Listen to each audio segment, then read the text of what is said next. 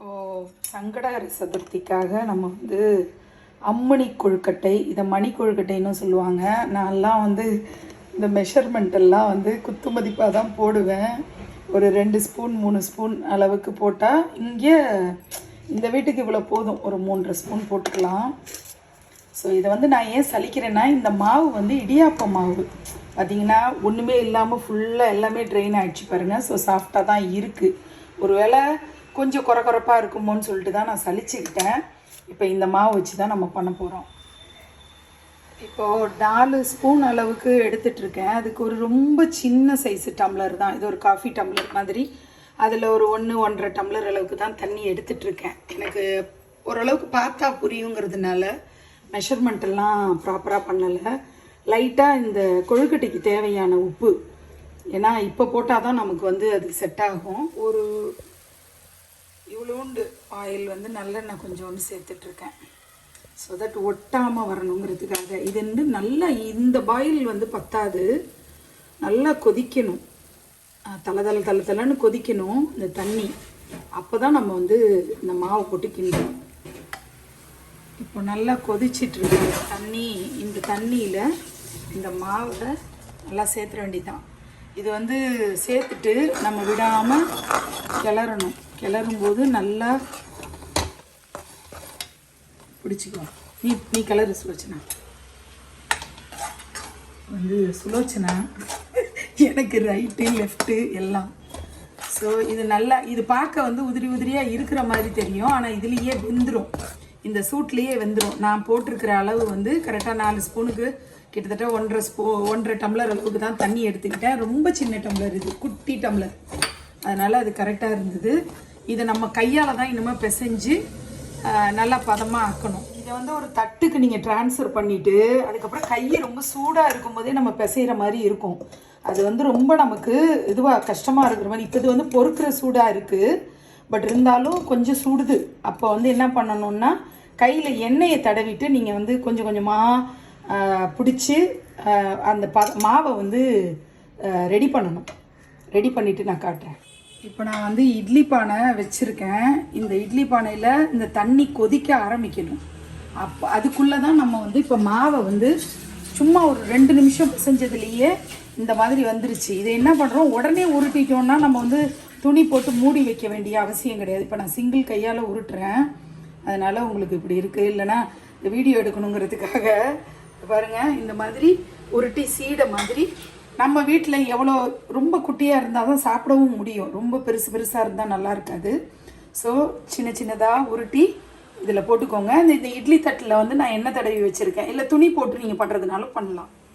நான் போட்டிருந்த 4 ஸ்பூனுக்கு இந்த அளவுக்கு வந்து மணி கொழுக்கட்டை ரெடி ஆகிடுச்சு. சுலோச்சனை அழகாக உருட்டினா, நான் மட்டும் கொஞ்சம் நீளமாக ஒரு மாதிரி ஓவல் ஷேப்பில் வந்துருச்சு. பரவாயில்ல, பிள்ளையார் அட்ஜஸ்ட் பண்ணிக்கிட்டோம்.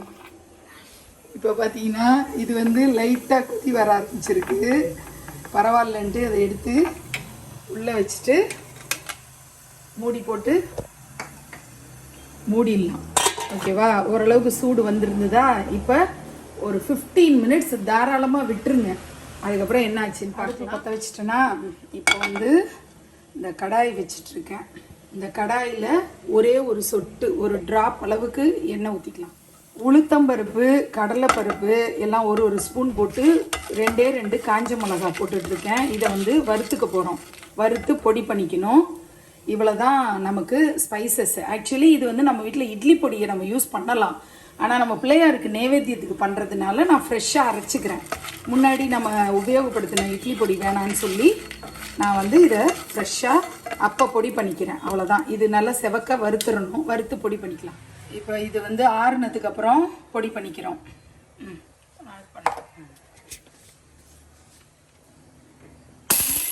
இது வந்து குறப்பாக தான் அரைக்கணும், ரொம்ப குறப்பு இல்லை. அதே நேரம் கொஞ்சமாவது பொடிப்படணும். ஸோ இன்னும் கொஞ்சம் அரைக்கணும். இப்போது இது திறந்து பார்க்கலாம். நல்லாவே வெந்திருக்கு, பார்த்தாலே தெரியுது. தொட்டு பார்த்தோன்னா ஒட்டக்கூடாது, மாவு வந்து கையில் ஒட்டக்கூடாது, அதுதான் பதம்.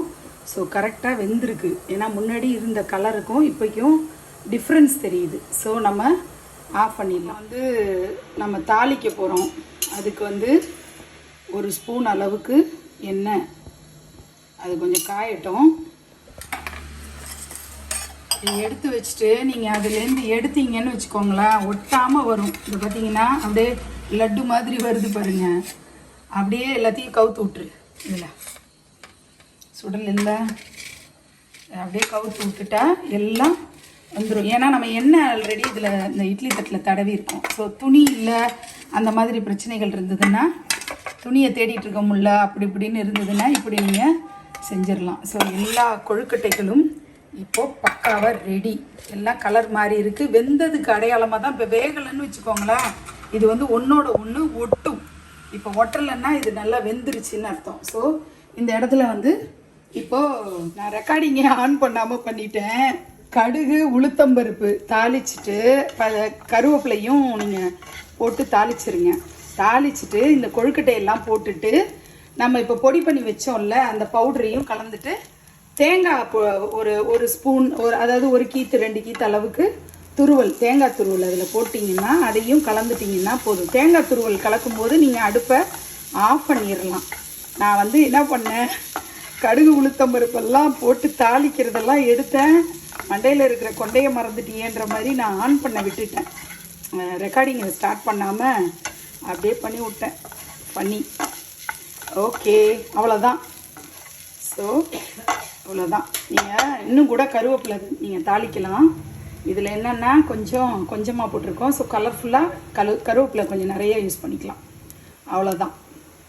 அம்மணி கொழுக்கட்டை, மணி கொழுக்கட்டைன்னு இதை சொல்கிறது. ஸோ இப்போ பிள்ளையார் காத்துட்ருக்காரு. அவருக்கு சங்கடகர சதுர்த்தி பூஜையை முடிச்சுட்டு கொடுத்துருவோம் சாப்பிட்றதுக்கு. கொழுக்கட்டை வெந்துட்டுருக்கிற நேரத்திலேயே மூர்த்தி சிறிதானாலும் கீர்த்தி பெருசு அப்படிங்கிற மாதிரி இந்த குட்டி பிள்ளையாருக்கு தான் இன்றைக்கி சங்கடகர சதுர்த்தி பூஜை பண்ண போகிறேன். இந்த மூஞ்சூரும் தயார் நிலையில் இருக்கார். அவர் வந்து அவருக்கான கொழுக்கட்டையை வாங்கிக்கிறதுக்காக அவர் கையில் வந்து அந்த பிளேட் மாதிரி வச்சுக்கிட்டு ரெடியாக இருக்கார். இந்த பக்கம் பார்த்திங்கன்னா நான் 5 முக விளக்கு ஏற்ற போகிறேன். ஸோ அவங்க அப்பா சிவனுக்கும் சேர்ந்த மாதிரி இருக்கட்டும்னு சொல்லி ஸோ அந்த விளக்குக்கு திரியெல்லாம் போட்டு எண்ணெய் போட்டு ரெடி பண்ணி வச்சுருக்கிறேன். இன்றைக்கி பூ வாங்குறதுக்கு வெளியில் போகவே முடியல. அதனால் நான் என்ன பண்ணலான் இருக்கேன்னா, தாமரைப்பூ வெளியில் வச்சுருக்கேன். இதால் அர்ச்சனை பண்ணிடலாம். 108 தாமரைப்பூ இருக்குது. இதை போட்டு அர்ச்சனை பண்ணிடலான்னு இருக்கிறேன். ஸோ சூடம், சாம்பிராணி இதெல்லாம் ரெடியாக இருக்குது, ஊதுபத்தி எல்லாம். ஸோ பூஜை பண்ண வேண்டியதுதான். கொழுக்கட்டையும் ரெடி ஆயிடுச்சு. அவ்வளோதான். சங்கடகர சதுர்த்தி சிறப்பான முறையில் பூஜை நிறைவு. பிள்ளையார் வந்து குழந்தை பாக்கியம் இல்லாதவர்களுக்கு அந்த பாக்கியத்தையும், கல்யாணம் இன்னும் ஆகலைன்னு கவலையில் இருக்கிறவங்களுக்கு நல்ல மணமகனோ மணமகளோ தேவையானதை நிறைவேற்றி கொடுக்கணும் அப்படின்னு பிரார்த்தனை பண்ணிக்கிறேன். சகல ஜீவராசிகள் நன்மைக்காக இந்த பிரார்த்தனையை பிள்ளையார்கிட்ட கோரிக்கையாக வைக்கிறேன். எல்லாரும் நல்லா இருக்கணும், சூப்பராக இருக்கணும் எல்லாரும்.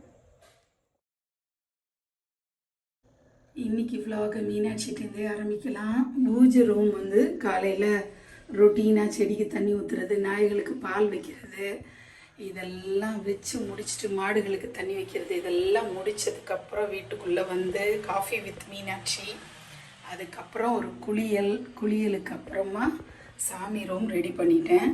இப்போது இன்றைக்கி வந்து சதுர்த்தி திதி இன்னமும் இருக்குது. நேற்று சங்கடகர சதுர்த்தி முடிஞ்சு காலையில் இருக்குது. ஸோ யூஸ்வலாகவே நான் விநாயக அகவல் மட்டும் படிப்பேன். அதுக்கப்புறம் லலிதா சஹஸ்ரநாமம் படிப்பேன். ஆனால் அந்த நாளுக்குரிய தேவதை அப்படின்னா அந்த சதுர்த்தி திதி இன்னைக்கு இருக்கிறதுனால பிள்ளையார் தான் ரொம்ப விசேஷம் இல்லையா? அதனால் விநாயகர் அகவல், காரியசித்தி மாலை இந்த ஃபுல் புக்கையும் படிச்சுட்டு அதுக்கப்புறம் லலிதா சஹஸ்ரநாமம் படிக்க போகிறேன். காலையில் பிரேக்ஃபாஸ்ட் சாப்பிட்ற பழக்கம் வந்து கொஞ்ச நாளாகவே இல்லை.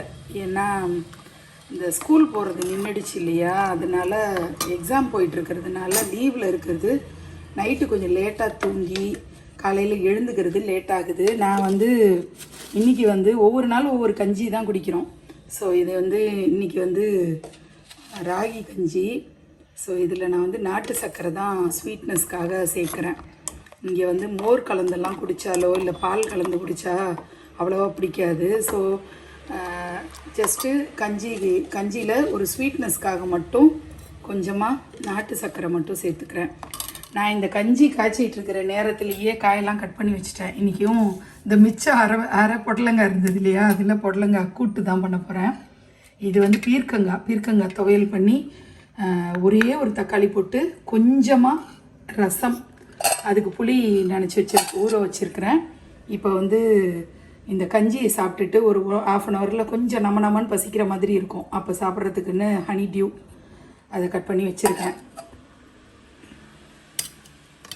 இந்த காய் கட் பண்ணி இருக்கிறதுல வேஸ்டேஜ் தான் அதிகமாக இருக்குது. நம்ம சாப்பிட்றத விட கூட செடி கொடிகள் சாப்பிடுதுன்னு ஒரு சந்தோஷம்தான். இந்த புடலங்காய் கூட்டுக்கு நான் வந்து என்ன பண்ணியிருக்கேன் அப்படின்னா, வேர்க்கடலை, பாசிப்பயிறு, கொஞ்சம் கடலைப்பருப்பு எல்லாம் போட்டிருக்கேன்.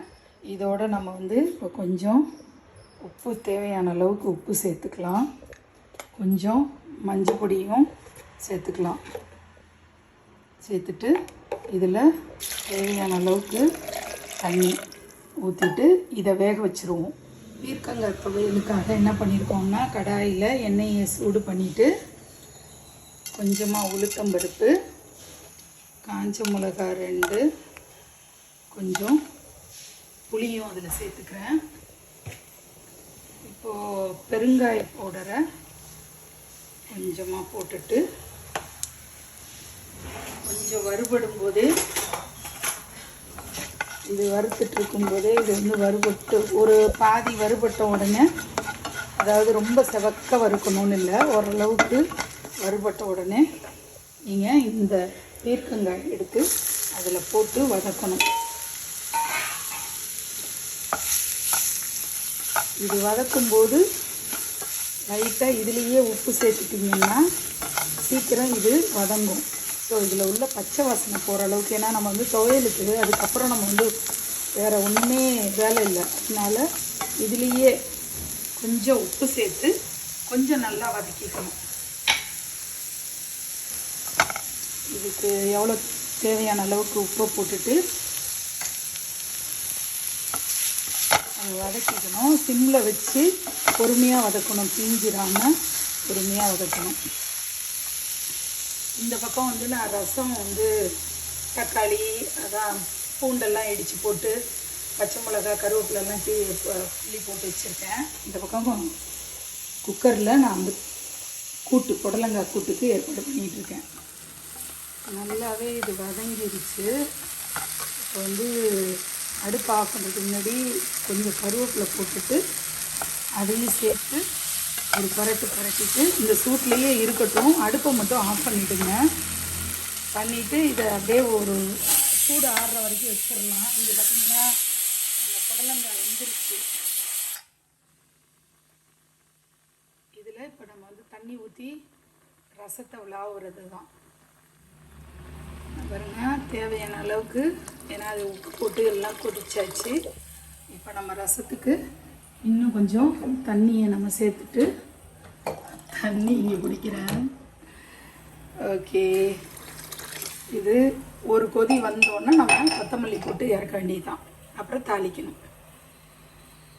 இந்த ரசத்தில் நான் வந்து கொஞ்சம் மிளகு ஜீரக பொடி மாதிரி கொஞ்சம் ரசப்பொடி ரெடி பண்ணி வச்சுருக்கேன். லைட்டாக போட்டுக்கிட்டால் போதும். ஏன்னா நம்ம வந்து மிளகு ஜீரகம் இடித்து போட்டிருக்கோம், பூண்டு ஏற்கனவே தட்டி போட்டோம். ஸோ ஜஸ்ட்டு கொஞ்சமாக ரசப்பொடி சேர்த்தோன்னா இன்னும் கொஞ்சம் நல்லா காட்டாக இருக்கும். இது லைட்டாக பொங்கி வரும்போது ஆஃப் பண்ணிட வேண்டியதான். குக்கர் ஆறி அதை திறக்கிறதுக்குள்ளே நம்ம வந்து இப்போ அதில் அரைச்சி ஊற்றுற மசாலா ரெடி பண்ணிடலாம். கொஞ்சமாக தேங்காய், கொஞ்சமாக ஜீரகம் போட்டுக்கிறேன். ஒரு 2-3 இவ்வளோதான் மிளகு போட்டுக்கிறேன். 4-5 மிளகு மட்டும் போட்டு பச்சை மிளகாய் சேர்க்கணும். பச்சை மிளகாவை அதில் சேர்த்து இதை வந்து லைட்டாக தண்ணி ஊற்றி பேஸ்ட் மாதிரி அரைச்சிடணும். அரைச்சி வச்சுருக்கேன், தண்ணி ஊற்றி அலசி வச்சுருக்கேன். இது வந்து நல்லா வெந்துருச்சு.